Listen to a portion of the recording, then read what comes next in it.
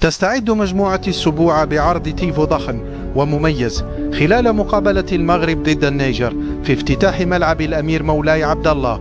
التيفو سيغطي معظم جماد الملعب باستثناء المنصة الشرفية، وقد انطلقت عملية تجهيزه منذ أكثر من أسبوع في ورشة ضخمة بضواحي الرباط بمشاركة أعضاء المجموعة تمهيدا لنقله إلى أرضية المركب واستكمال تركيبه قبل انطلاق المواجهة. تم تأسيس مجموعة السبوعة حديثا لدعم المنتخب المغربي، تضم مشجعين من مختلف جماهير الأندية الوطنية وتوحدهم روح الانتماء للمنتخب المغربي، وقد ظهرت بشكل لافت في الفترة الأخيرة من خلال مواكبتها للعناصر المغربية داخل وخارج أرض الوطن.